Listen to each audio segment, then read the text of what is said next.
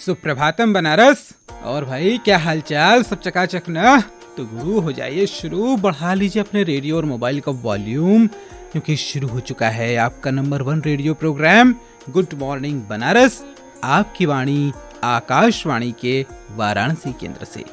हमारा नाम बनारस बाबू, हम हैं बनारस बाबू। जी हाँ, आपके बनारसी बाबू यानी रेडियो मित्र आशुतोष के साथ। आज दिन है बुधवार का और दिनांक है 28 फरवरी। तो गौरी पुत्र गजानन को करते हुए नमस्कार। आइए करते हैं श्री गणेश आज के इस प्रोग्राम का। आप सभी को बनारसी बाबू का नमस्कार। दुनिया का सबसे पुराना शहर, अपना शहर बनारस हमेशा से अपने अल्हड़पन, मौज मस्ती और रईसी के लिए जाना जाता रहा है। ठहाकों से गूंजती सुबह और पान की गिलौरियों में घुलती शाम, यहाँ के फक्कड़पन की कहानियां गढ़ती नजर आती रही हैं। लेकिन इधर कुछ वर्षों से बनारस की वो बेफिक्री वाली जिंदगी कहीं खोती जा रही है। चारों ओर चिंता, परेशानी, स्ट्रेस और चिड़चिड़ापन अपनी जड़ें जमाता लग रहा है। लोग बाग कल की चिंता में अपना आज खपाते नजर आ रहे हैं। दौड़ती भागती जिंदगी में इस वक्त ये कार्यक्रम सुनते हुए जब आप चाय की चुस्कियां ले रहे हैं तो थोड़ा मन को एकाग्र कर सोचिए, हम क्या कर रहे हैं? क्या ये सही है? क्या हमारी चिंता से हमारी समस्या का समाधान हो जाएगा? श्रीमद् भगवद गीता में भगवान श्री कृष्ण स्वयं कहते हैं कि उद्धरेत आत्मना आत्मानम नात्मानम अवसादयेत आत्मैव ही आत्मनः बंधुः आत्मैव रिपुः आत्मनः। यानी कि मनुष्य को हमेशा स्वयं से स्वयं का उद्धार करना चाहिए, क्योंकि आप स्वयं ही अपने मित्र हैं और स्वयं ही अपने शत्रु भी। अब यह आपकी अपनी सोच है जो एक ओर आपके लिए जिंदा दिली, खुशगवारी और जिंदगी की रंगीनियों के दरवाजे खोलती है, तो दूसरी ओर गम, दुश्वारी और बीमारियों के गड्ढे। आपको किधर जाना है एक बार सोचिएगा जरूर। आप सुन रहे हैं कार्यक्रम गुड मॉर्निंग बनारस, आपकी वाणी आकाशवाणी के वाराणसी केंद्र से। और अब आइए जान लेते हैं देश, दुनिया और अपने शहर बनारस का हाल समाचार। दोस्तों, अंतरिक्ष में देश के पहले मानव मिशन गगनयान पर जाने वाले अंतरिक्ष यात्रियों के नाम मंगलवार को सामने आ गए। प्रधानमंत्री श्री नरेंद्र मोदी ने विक्रम साराभाई अंतरिक्ष केंद्र में आयोजित समारोह के दौरान इनके नामों की घोषणा की। इनमें group captain Prashant Balakrishnan Nair, group captain Angad Pratap, group captain Ajit Krishnan और विंग कमांडर शुभांशु शुक्ला शामिल हैं। उन्होंने इन सभी को एस्ट्रोनॉट विंग्स प्रदान किए। वर्तमान में ये सभी गगनयान मिशन के लिए कठोर प्रशिक्षण ले रहे हैं।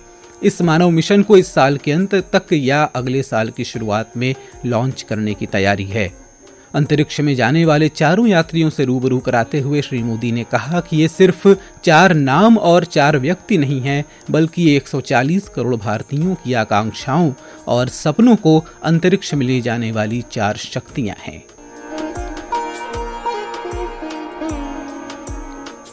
अयोध्या जी में श्री राम मंदिर जाने से पहले हनुमानगढ़ी स्थित हनुमान मंदिर में दर्शन करने की परंपरा है।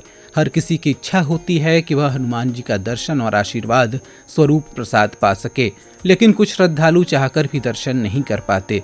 अब ऐसे श्रद्धालुओं को निराश होने की आवश्यकता नहीं है। वाराणसी एवं प्रयागराज परिक्षेत्र के post master general Krishna Kumar Yadav ने बताया कि डाक विभाग की स्पीड पोस्ट सेवा के माध्यम से अब लोग देश के किसी भी कोने में घर बैठे ही श्री हनुमानगढ़ी अयोध्या धाम का प्रसाद पा सकते हैं। इसके लिए उन्हें अपने नजदीकी डाकघर से मात्र 251 या 551 रुपए का ई मनी ऑर्डर उप पोस्ट मास्टर अयोध्या धाम 224123 के नाम भेजना होगा। ई मनी ऑर्डर प्राप्त होते ही तत्काल दिए गए पते पर स्पीड पोस्ट से प्रसाद भेज दिया जाएगा।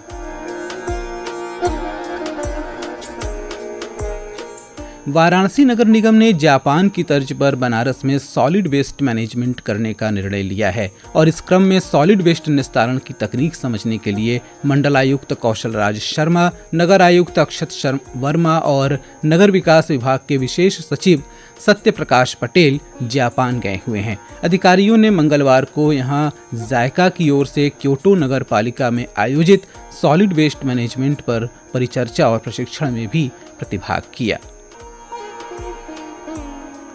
बनारस गेहूं की खरीद 1 मार्च से शुरू हो रही है। जिले में 36 गेहूं क्रय केंद्र बनाए गए हैं। इसमें खाद्य विभाग के 14, पीसीएफ के 18, पीसीयू के 2 और भारतीय खाद्य निगम के 2 गेहूं खरीद केंद्र बनाए गए हैं। शासन ने 18,000 टन गेहूं खरीद का लक्ष्य रखा है। जिलाधिकारी एस राजलिंगम ने क्रय केंद्रों पर समस्त व्यवस्था समय से सुनिश्चित कराने का निर्देश दिया है।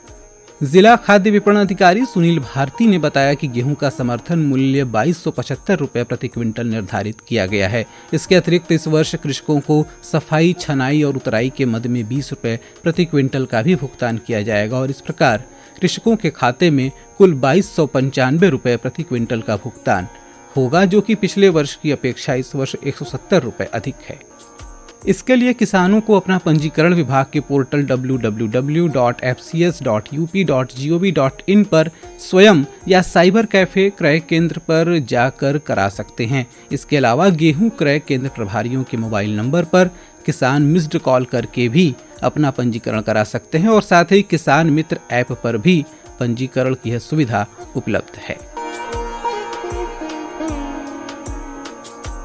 और गुड मॉर्निंग बनारस की जो अगली गुड न्यूज़ आ रही है वो ये है कि जम्मू कश्मीर के कटरा स्थित त्रिकुटा पहाड़ी पर स्थित माता वैष्णो देवी के दुर्लभ गुफा दर्शन की तर्ज पर अब श्रद्धालु काशी में भी गुफा दर्शन कर सकते हैं।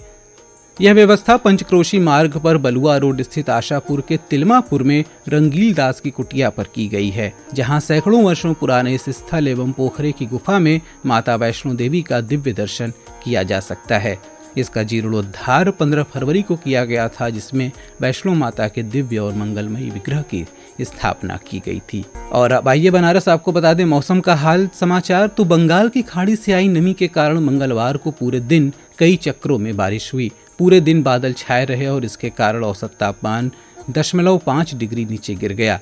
मौसम विज्ञानियों की माने तो 2 और 3 मार्च को दोबारा बारिश हो सकती है। पश्चिमी विक्षोभ कश्मीर पहुंच चुका है, जिसे पूर्वांचल पहुंचने में 3 दिन का समय लग सकता है और इस प्रकार अचानक से मौसम में यह परिवर्तन हुआ है। तो यह था देश, दुनिया और अपने शहर बनारस का हाल समाचार। और अब आइए जान लेते हैं बातें गुजरे हुए कल की। बनारस आज ही के दिन वर्ष 1992 में भारत और ब्रिटेन के बीच आतंकवाद के विरुद्ध सहयोग समझौते पर हस्ताक्षर किए गए थे। आज है जन्मदिन भारत के पूर्व उपराष्ट्रपति कृष्णकांत, भारत के चौथे प्रधानमंत्री मोरारजी देसाई, कवि, लेखक एवं संपादक पंडित नरेंद्र शर्मा और सुप्रसिद्ध संगीतकार और गायक रविंद्र जैन का, जिन पर हम करेंगे ढेर सारी बातें 8:45 पर कार्यक्रम मधुरिमा में। आज है पुण्यतिथि भारत के योग गुरु तिरुमलाई कृष्णामाचार्य, स्वाधीनता सेनानी वीर सुरेंद्र साई की। और इन सभी विभूतियों के साथ ही साथ आज है पुण्यतिथि देश के प्रथम राष्ट्रपति डॉक्टर राजेंद्र प्रसाद की, जिन्हें लोग प्रेम से राजन बाबू या देश रत्न कहकर भी पुकारते थे।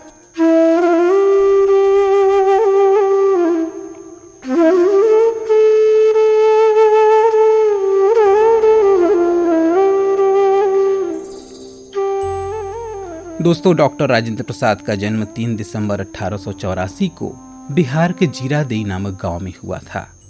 आपके जन्मदिन को अधिवक्ता दिवस के रूप में मनाया जाता है। 1 जुलाई 1946 को गठित संविधान सभा के अध्यक्ष पद को सुशोभित करने वाले बाबू राजेंद्र प्रसाद 26 जनवरी 1950 को भारत के प्रथम राष्ट्रपति बने। आप भारत के एकमात्र ऐसे राष्ट्रपति थे जिन्होंने लगातार 2 कार्यकालों तक इस पद पर कार्य किया। वर्ष 1962 में 12 वर्षों तक कार्य करने के बाद राष्ट्रपति पद से अवकाश प्राप्त करने पर आपको भारत के सर्वोच्च नागरिक सम्मान भारत रत्न से सम्मानित किया गया। यह सम्मान उस पुत्र के लिए कृतज्ञता का प्रतीक था जिसने अपना संपूर्ण जीवन अपनी जननी जन्मभूमि की निस्वार्थ सेवा में समर्पित कर दिया। अंततः 28 फरवरी 1963 को भारत माता का यह लाल अपनी मां के आंचल तले सदा सदा के लिए सो गया। आज उनकी पुण्यतिथि पर कृतज्ञ राष्ट्र उन्हें अपनी भावभीनी श्रद्धांजलि समर्पित कर रहा है।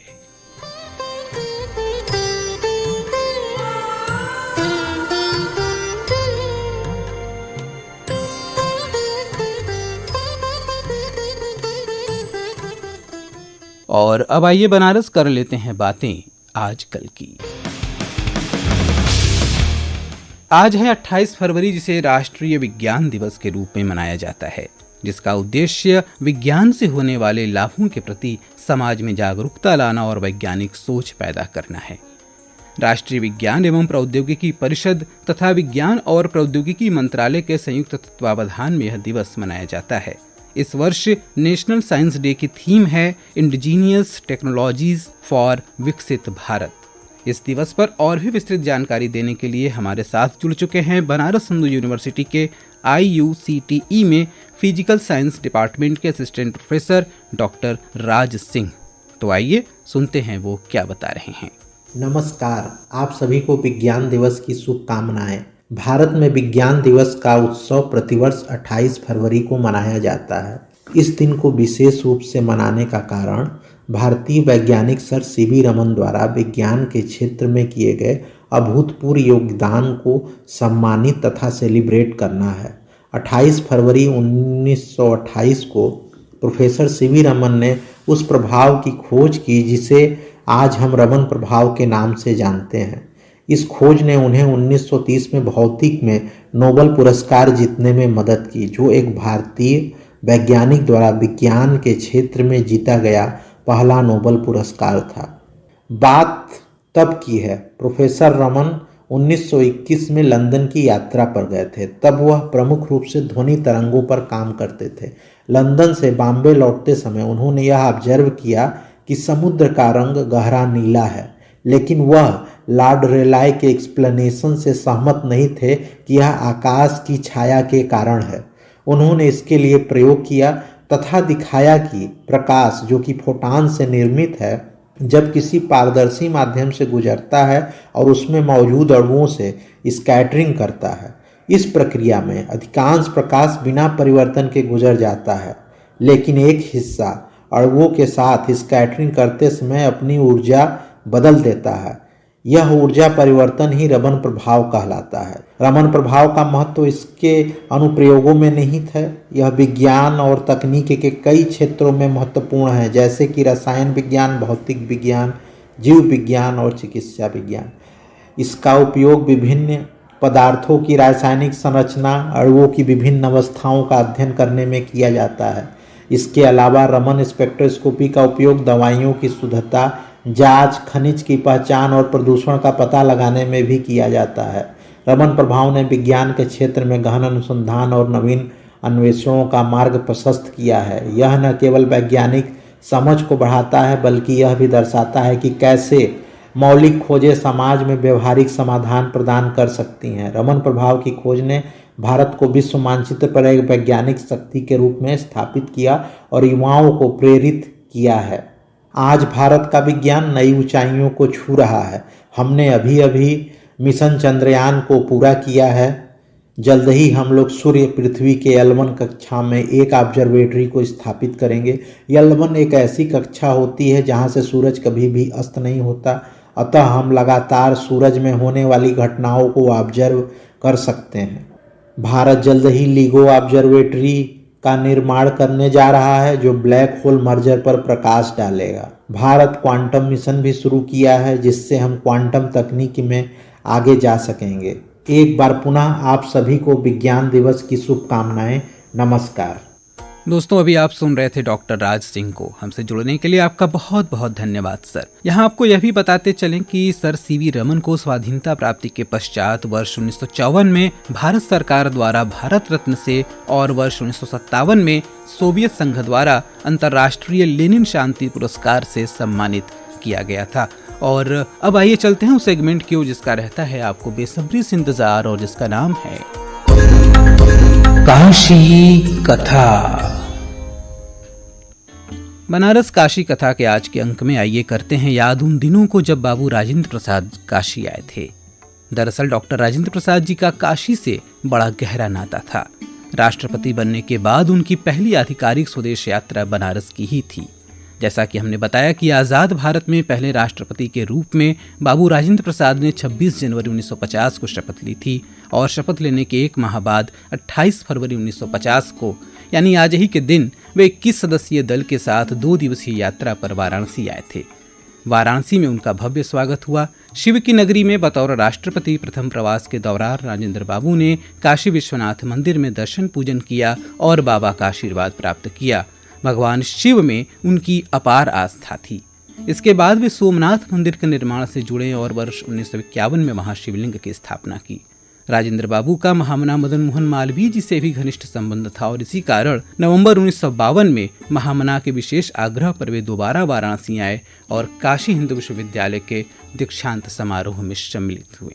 और अब बनारस अब इसी के साथ घड़ी की सुइयां इशारा कर रही हैं कि बनारसी बाबू चलने का वक्त हो गया है। तो अब मुझे दीजिए अनुमति। नमस्कार बनारस, आपका दिन